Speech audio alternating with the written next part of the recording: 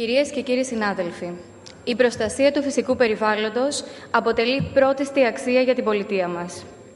Το παρόν σχέδιο νόμου είναι κρίσιμο, διότι αφενός αφορά στο ευαίσθητο λόγω της υπέρμετρης οικολογικής υποβάθμισης νομού Αττικής, αφετέρου αποτελεί δείγμα για τη φιλοσοφία των μελλοντικών σχεδίων τα οποία πρόκειται να κατατεθούν και θα αφορούν και στις υπόλοιπες περιοχές της χώρας μας. Εξαιτίας του ρόλου των υγιών δασικών οικοσυστημάτων για την προστασία και σταθεροποίηση του κλίματος, την προστασία της βιοποικιλότητας, την οποία φιλοξενούν τα δάση μας, και την ποιότητα ζωής του ανθρώπου, κρίνω ως ζωτική σημασίας κυριολεκτικά την εισαγωγή, υπερψήφιση και άμεση εφαρμογή νομοσχεδίου για την προστασία των δασών και των δασικών εκτάσεων και ιδίως στις αναδασωτές περιοχές. Το υποσυζήτηση όμως σχέδιο νόμου έχει ελλείψεις κατά την ουσία του και ελλείψεις νομοτεχνικές, κυρίως δε κρίνεται από αντισυνταγματικότητα και αοριστία. Εξ επόψεως ουσιαστικών ελλείψεων αναφέρω επιγραμματικά ότι το νομοσχέδιο έχει πολύ στενό θεματικό πεδίο εφαρμογής. Περιορίζεται σε απλή διαταγή αναδάσωσης και στην αντιμετώπιση της αυθαίρετης δόμησης περιπτώσεις των αναδασωτέων περιοχών. Η απλή διαταγή αναδάσωσης, ως έχει, δεν χρειάζεται για τη δράση της διοίκησης. Εμπεριέχεται και στο Σύνταγμα. Η διοίκηση μπορεί να κινηθεί και χωρίς αυτό το νομοσχέδιο. Θα μπορούσε το νομοσχέδιο να έχει επιπρόσθετη αξία αν και μόνο αν έδινε τη σωστή κατεύθυνση για το πώς πρέπει να γίνεται η αναδάσωση, ώστε να αποφεύγουμε τα φαινόμενα άλλων περιπτώσεων, στις οποίες η αναδάσωση στη χώρα έχει τελεστεί αποσπασματικά και με φύτευση άλλων ειδών από αυτά που προϋπήρχαν στο οικοσύστημα. Δεν προνοεί το υποσυζήτηση νομοσχέδιο για περαιτέρω αποκατάσταση ολόκληρου του δασικού οικοσυστήματος, καθώς δεν αντιλαμβάνεται ως έπρεπε το δάσος ως οικοσύστημα, το οποίο έχει ανάγκη περαιτέρω υποστήριξης όλων των διεργασιών του, ώστε να αποκατασταθεί το σύνολο της πανίδας και της χλωρίδας που φιλοξενούσε πριν από τις πυρκαγιές. Πρέπει να αλλάξει η φιλοσοφία της πολιτικής αναδάσωσης στη χώρα μας. Αναμένω λοιπόν η κυβέρνηση να καταθέσει συμπληρωματικές διατάξεις προς αυτήν την κατεύθυνση, ώστε να ανταποκριθεί στην οικοσυστημική προσέγγιση. Περαιτέρω, δίνεται κανείς να διακρίνει τουλάχιστον δύο ζητήματα αντισυνταγματικότητας.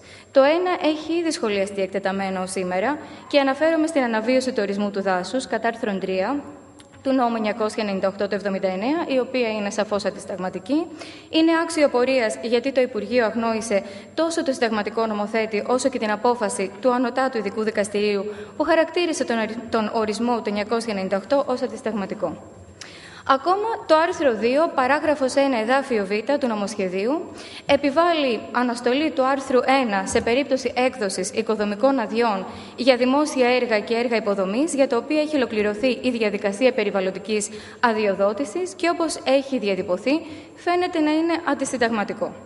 Η συστημική ερμηνεία των άρθρων 24 και 117 παράγραφος 3 του Συντάγματος και σε συνδυασμό και με τη βασική ερμηνευτική αρχή ότι η ειδικότερη διάταξη υπερισχύει της γενικότερης, υποδεικνύουν ότι στις αναδασωτές περιοχές απαγορεύεται απολύτως οποιαδήποτε επέμβαση, ακόμα και για τα δημόσια έργα, μέχρι το δασικό οικοσύστημα να αποκατασταθεί πλήρως. Αυτή είναι η ισχύουσα ερμηνεία βάσει τόσο της θεωρίας όσο και της νομολογίας και παραθέτω μόνο τρεις αποφάσεις του Συμβουλίου της Επικρατείας, την απόφαση της Ολομέλειας 2778 του 88, την 1153 του 2007 και την 3280 του 2008. Γιατί έκρινε έτσι ο συνταγματικός νομοθέτης? Διότι η αποψήλωση του δάσους δημιουργεί νέα δεδομένα τα οποία απαγορεύουν την περαιτέρω οικολογική υποβάθμιση.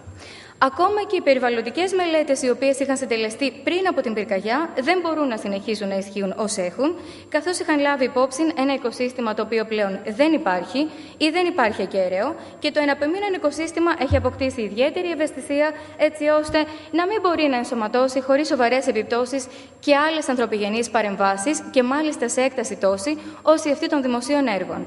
Ερμηνευτικά, μόνο τα δημόσια έργα τα οποία άμεσα σχετίζονται με την αποκατάσταση του δασικού οικοσυστήματος είναι εκείνα τα οποία μπορούν να επιτρέπονται.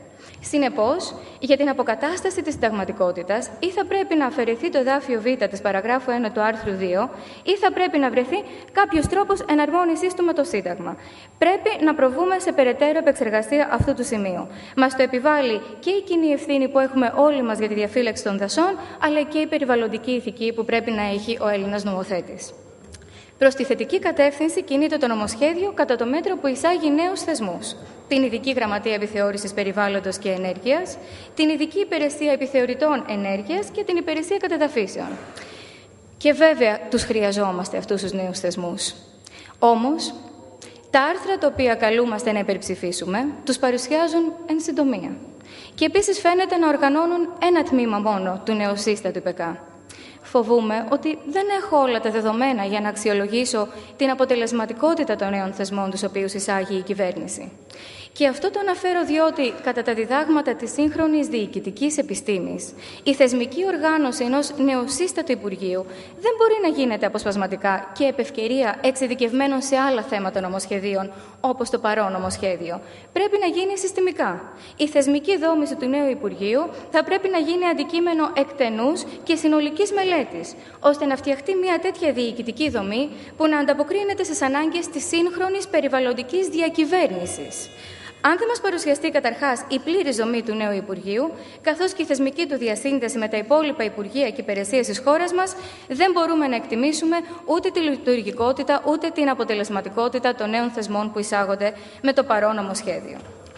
Τέλος, από νομικής απόψεως, θα πρέπει να συστηματοποιήσουμε και να κωδικοποιήσουμε τους νόμους που διέπουν την προστασία του φυσικού κεφαλαίου της χώρας.